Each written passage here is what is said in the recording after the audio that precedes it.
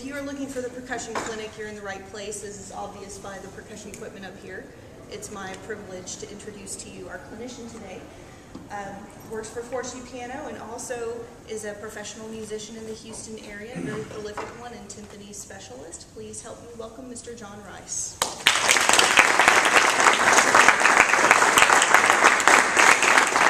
Good morning. I'm probably looking at the all-state percussion section right in front of me and the alternates and by golly, I'm going to get it next year, right?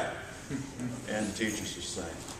I want to thank Fortune Piano Company for sponsoring our clinic, the Houston Symphonic Band. I'm really grateful that Majestic Percussion Company has provided me 2 lovely instruments to play for you. It's just easier on my back, okay? So, with Majestic, please stop by their booth and say, hey, I heard your instruments, they're pretty cool. What else you got, okay? You make them feel good about this because they spend money on this stuff.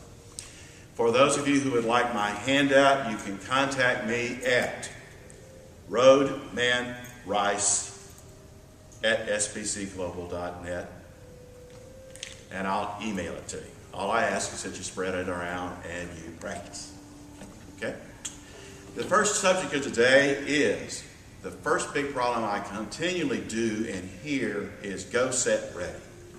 So y'all been to races? On your mark, set, ready, go. It's unbelievable how many mistakes and much time in rehearsal is wasted. So, on your mark, put your music stand in a good place. For me, it gets closer every year, literally. Put your instruments in an optimal place for you to play. This timpani excerpt's a real good reason to think this way. Because if you spread them out, which you might do for certain excerpts, it takes more time to get to the drums. So you want to really set things up where your body is efficient. For a passage like this, I really want to be able to keep my biceps in. I want to be able to move this. This passage uses 3 drums, so I want to center my body on the center of those 3 drums. And then I don't have to move quite so much. Hopefully you can see. Less space, more speed. Takes less force to get the stick over there. So, on your mark, get set. Now, you need to put your body in an optimal position to play whatever excerpt you're doing. So for me, personally, I really need to get a little flex in the knees so that I can move around this. But I don't want to move around a lot. So, now that I've done that, my body is ready. Let's talk about tuning and drum selection.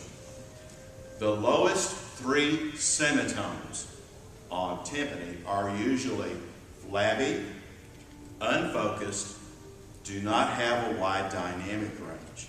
So if you go F, B flat, E flat on 29, 26, and 23, you're in the non-best part of the drum.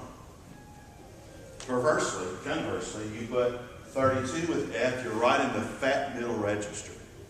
B flat, you're right in the solid register of the 29. E flat, you're in the solid register of a 26. You automatically sound better. You automatically have a wider dynamic range. You automatically have a more focused pitch before you've done anything else. So the principle is the lower 3 semitones, and this is true of many wind instruments, band directors.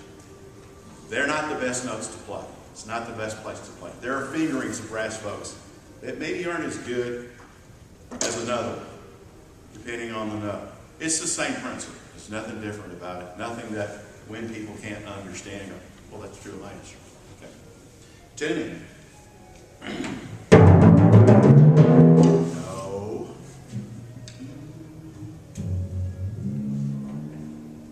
Just take it right up to it. If you do the bang, bang, bang stuff, when you play it, it's probably going to go flat to start with. And you're going to hear the surface of the head, not the bottom of the belly of the drum. So use a finger flick.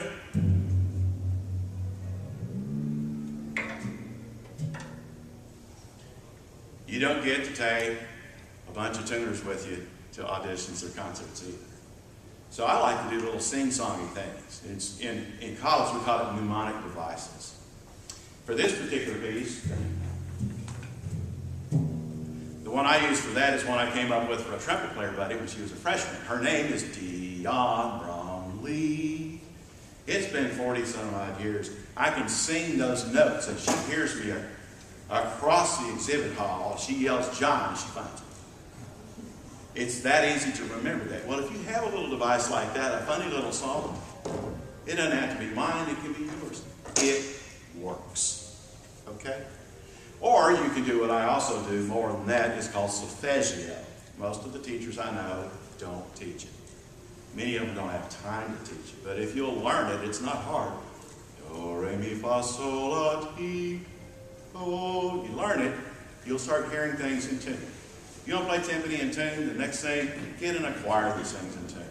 Osmosis will occur, and before you know it, you'll play timpani real well. And how do I know that? My teachers forced me to be in choir, and I benefited from it.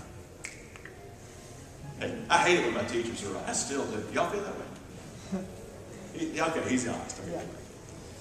Okay, well, it happens. Just every once in a while, your teacher actually knows what you're talking about, which is probably all day long, but just don't tell them, just do it. Okay.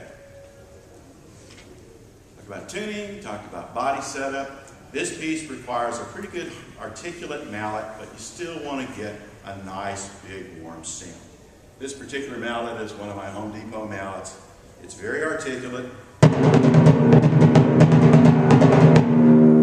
But if you listen closely, you can hear the bottom of the drum is being excited by this. I have a more articulate mallet that just sounds skinny as a dickens. It don't work. I need some tone. Tone is everything on every instrument there is. No exceptions. Okay. Tempo. All three of the excerpts for ATSSB this year do not go as fast as you might think they do. So here again, a little scene for me on this timpani thing. I want to play it so much faster than it's supposed to go. I've come up with something for myself. And you're welcome to steal it from me or invent your own. Being creative is okay. This doesn't go quite so fast. This doesn't go quite so fast. It's far more interesting than 1 and a 2 and a 3 and a 4. Now, 132 beats a minute in 12/8. Let's do the math. It's 44 beats a minute. That's not that fast. If you get going too fast, you'll get your hands tied up just like I do when I get too fast. So, this doesn't go quite so fast. And the words are long words, so you don't compress the space between notes, which is a real common percussion thing. That's why we rush. So, the stickings indicated by the editor, please do them verbatim. You'll be blessed by doing it. I like to do things like highlight things. In my case, I use blue pen a lot because it's easy for me to see. I highlight dynamics with the yellow highlighter. It makes it easier for me to see, and I spend less brain time trying to look in all this small print and more time playing. So, your pencil, your highlighter are two of the first tools you should use in preparing anything you ever play. Sit down at a table with those sticks, your highlighter stick and your pencil stick, will bless you with more efficient playing and more accurate playing. So, see if I can pull it off. This doesn't go quite so.